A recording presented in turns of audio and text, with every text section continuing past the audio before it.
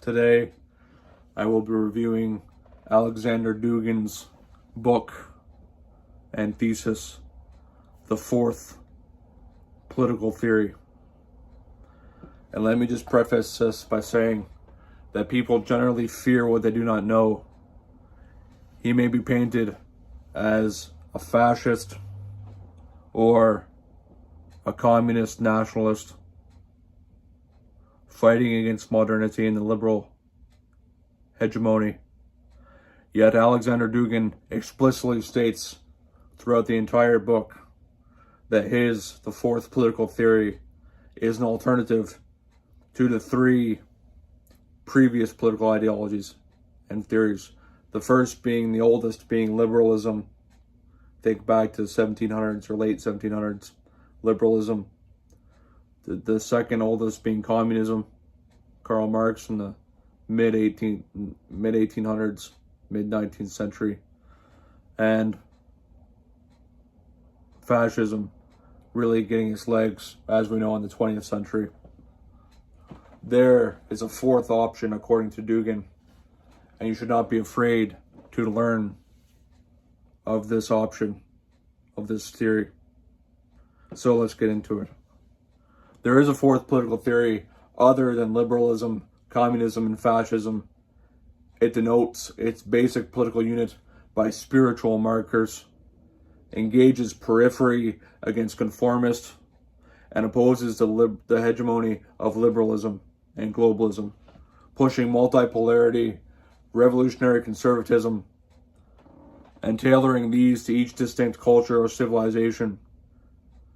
This is a religious, spiritual battle, existential battle against liberalism, globalism as the kingdom of the Antichrist. Dugin's words, not mine, but Dugin's words. The battle against the liberal globalist hegemony that is the kingdom of the Antichrist, says Dugin. Point 1. The basic political unit is now spiritual, as if in a religious community. And here, think through the concept, the Heideggerian concept of Dasein. Heidegger went through the lineage of Western thought from Plato and Aristotle onwards, and even before those, to find the basic mistake made in the identification of what is being, or spirit, or soul. The spiritual, according to Heidegger, is Dasein. And Dasein, there's two types. There's engaged, practical, living Dasein, so your material existence or the way that your soul touches on material reality around you. There's engaged Dasein, and there's pure abstract Dasein. So the pure form is spirit that is almost like the Platonic idea, a pure abstracted form that is captured only by the intellect, but does not materialize out in the outside world. So you have these two forms of Dasein, and Dugin says that the real answer is somewhere in between these two poles, definitions of spirit or being of Dasein. Although it's not a value of the mean, Dasein, the true definition of Dasein, is not between these as the value of the mean, not a mean value, but rather some imperceivable spot between these two poles, pure abstracted spirit and engaged, living, practical spirit. It should also be noted that Dugin believes that there is something fundamentally wrong with the concept of logos, and there's logocentrism.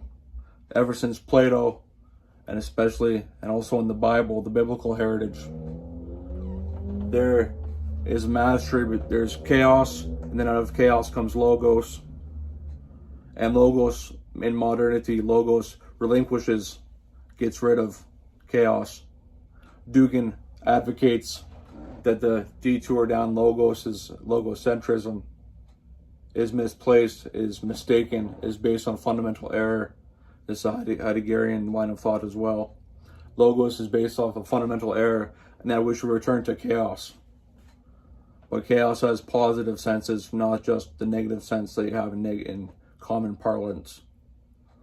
So you have positive chaos. Dugin recommends a return to positive chaos as against the logocentrism that is centerpiece of modernity.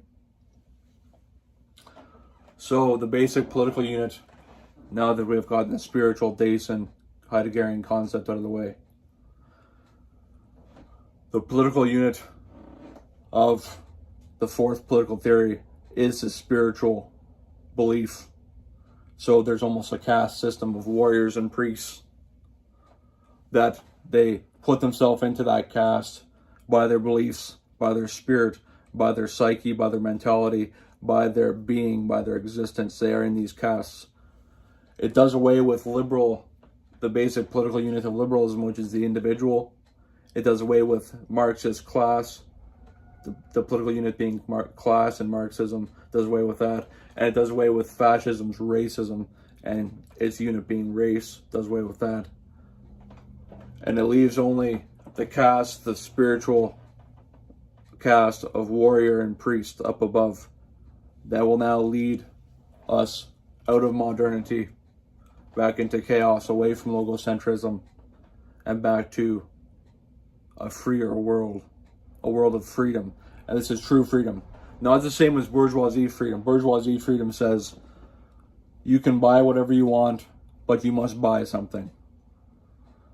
The fourth political theory, on the other hand, says that you can choose not to do anything. You can opt out of the whole equation. You can choose nothingness. Now, it's not the same as doing nothing. So the basic political unit is now spiritual, the caste system based off ancient Indo-European religions and mysticisms. The spiritual caste of warrior priest, and you're launched into these castes by your mentality, by your spirit, by your existence, by your being. Your Dasein between, remember, the two poles, pure and engaged. Between there is where you lie, and you are now opting into the caste. So Dugin says that there's people that live in the United States that can opt into the fourth political theory if they wish, if they so choose, if they live this by their design in their life. But it does away with the violence of individual, class, and race. It does away with the violence of dividing yourselves, the individual. That's what Dugin mentions, the individual is what it is, dividing into class, race, and individual. Now you are part of a spiritual caste that is by choice. So that is the basic political unit of the fourth political theory. There's also periphery against conformist. So those who conform to the liberal globalist hegemony are conforming. They may be unaware they're conforming. They might not even be aware they're possessed of a liberal ideology. It's so pervasive and so ubiquitous. It is like the air we breathe, especially here in the West, in Canada, and the United States, and Western Europe. We just automatically assume that there's no other way to live than liberal globalist ideology. We do not even see it. So there's the conformists, the ones that unconsciously conform.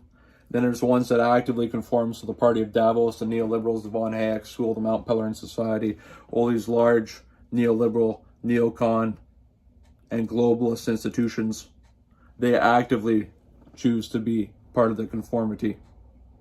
And they are in fact leading the conformity. But against this is the periphery. So you have Russia, India, China, Brazil, Pakistan, Iran, all these, even the African states, all these are on the periphery, and they can choose to be in the conformists as well.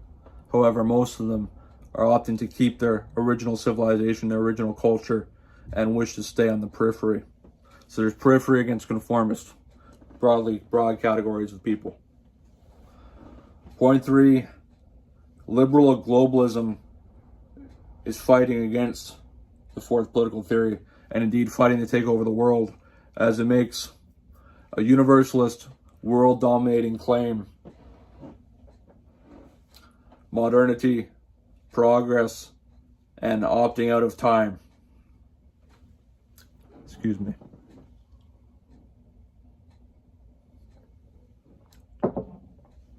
So, the liberal says, why would you want to live any other life than the liberal life? Every single person on the planet, to me, is a liberal, is a rational, is what the liberal says, is rational, liberal, and an individual taken out of their context. There's universal citizenship, there's cosmopolitan belief, there's belief, and this is true, and this part is true of also communism and fascism, belief in modernity, progress, and opting out of time and forward progress. That was true in communism, fascism, and liberalism. They all make a claim that modernity is superior to pre-modern times. They make a claim that there is inevitable progress and that the present is better than the past, and the future will be better than the present. So there's automatic progress. And so for Dugin, they become automatons. Not even thinking, just acting out this belief without even thinking. So liberal makes a universalist claim, and it is a world-dominating claim. They wish to export their lifestyles, mostly through the global market, to other countries, to other places in the world, making it so that Coca-Cola can be purchased in any corner market store, in any village, in any third world country. Leveling cultures so that there's homogeneity amongst the cultures, leveling cultures, produced through a global market, creating a global citizenship, a cosmopolitan citizenship. And this is a world-dominating claim, a universalist claim, because they're claiming universalism. Why would you want to live any life other than a liberal life? Other than a liberal life. But liberalism makes a claim for modernity, progress, and against time, and they opt out of eternity. They're no longer in a cyclical loop.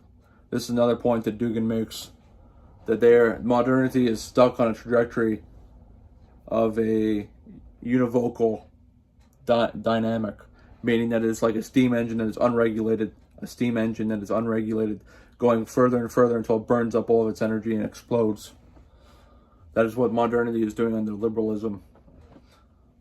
It is a univocal velocity of a system going in one direction without sight of the consequences to the environment, to social, political organizations and institutions, or to culture or civilization or history, even history.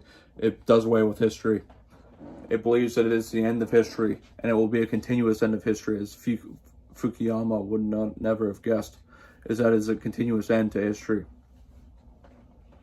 So, the universalist claim. Point 4, this is a religious spiritual conflict against modernity, progress, and for the cause of eternity.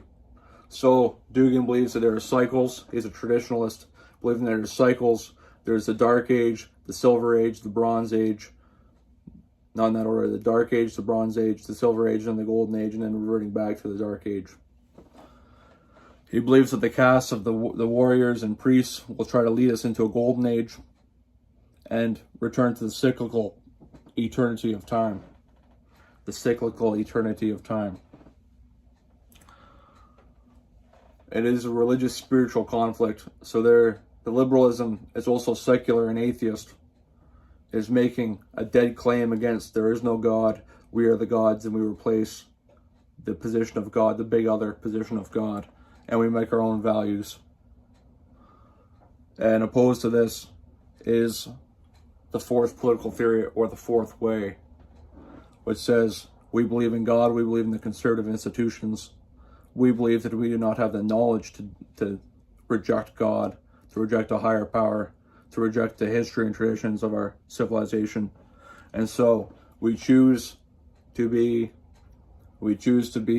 consult with our spirit and with our soul, and we choose to opt out of modernity's univocal, spiraling, vicious cycle upwards. We must choose to return to eternity and devise a system that is multivocal, that grows organically and with conservation. Point 5, multipolarity versus unipolarity. So you have the United States of America and Western Europe really being the one pole, the unipole, that decides to destroy the cultures of other countries with their market powers, with their political humanitarian interventions. They intervene and destroy political organizations in different countries. They level culture with the market, with the exportation of culture, of American culture.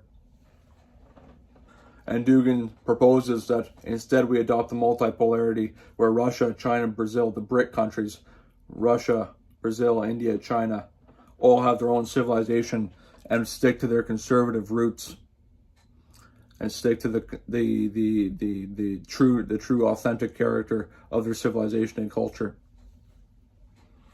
Appendix 1, breakdown of ideology. So there's the old left, which is the communists, the social democrats, etc. There's the national left, which is the national Bolsheviks, which is very large in Russia. They want to nationalize things again and return to Bolshevism, only a modern Bolshevism. And then there's a new left. And the new left is comprised of the global liberal and the postmodern liberal, especially the postmodern liberal. On the other side, there's liberal conservatism, revolutionary conservatism, and neocon. So the liberal conservative is one that agrees with the liberal project, but then says, let's put on the brakes, let's slow progress down so that we move at a more steady pace, but slow pace. Then there's the neocon, which believes is American imperialist, and it wants to create an empire with a strong core, a strong center in America and Western Europe, and then weaker peripheries around it, building an empire, expanding outwards. That's what the neocons believe. But Dugin identifies as a revolutionary conservative, somebody who says, I see the radical evil that is inherent in liberalism.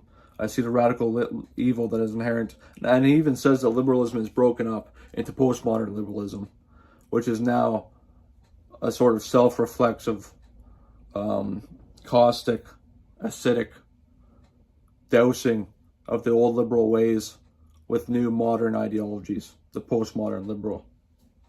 However, the revolutionary conservative says, I see the evil in the liberal project.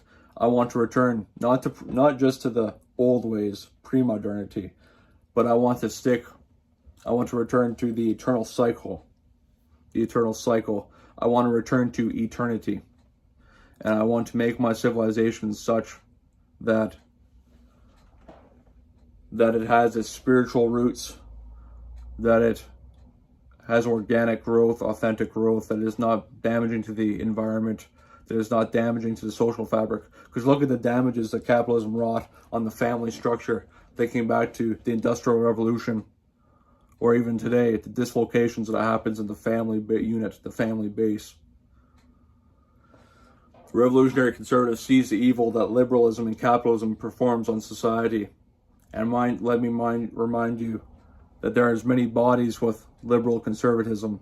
Think the American Civil War, the wars with Germany and France, the wars going back to the Westphalian state onward, that were liberal countries going to war, Vietnam, etc., where millions of people died. Millions of Viet Cong died in that war. So the liberal capitalist society is not blameless or bloodless. It is not innocent.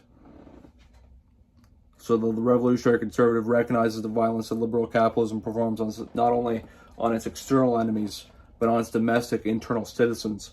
The violence that goes straight to the core of the citizenship, forcing dislocations in job markets, forcing you to move to different cities, move from your locality, sell yourself as a commodity on the market. This is a very violent process, as a communist like to point out as well. But the revolutionary conservative says, I recognize the evil in liberal capitalism, and I want to return to the eternal cycle, to eternity, the authentic conservative roots of my civilization. For Russia, that means patriarchy, that means Orthodox Church, that means reverence for nature, etc., the family unit, etc., the community. In America, we have such a liberal value, but we would return to something approximating ancient Europe, with the tribes, the Germanic tribes, etc., the English, Anglo-Saxon rule. There would be hierarchy also in these things. There would be hierarchy. in revolutionary conservatism or a return to hierarchy. But again, the hierarchy is determined by your spiritual caste, where you place yourself in your thought and in your being in the spiritual caste. So going through these, they're old left, national left, new left, liberal conservative, revolutionary conservative, neocon, global liberal, and postmodern liberal. These are all different strands of ideology. And the book is quite involved and discusses all these different ideologies in depth, more than I can do here. And finally, the final appendix, Appendix 2, there are 3 visions of America: the neocon, the globalist, and the postmodern. So the neocon, like we've mentioned, wants to create an empire based around America and expand it outward. The globalist wants to make the whole world one homogeneous culture, leveling heterogeneity in culture and civilization by the global market, etc. And the postmodern wants to identify and root out racism, but it still rests on the pillars of the project of liberalism. So, the final word, Dugin tells you to become a conservative revolutionary. Become a conservative revolutionary. Find the authentic roots of your civilization wherever you are in the world. This is not a racist affirmation.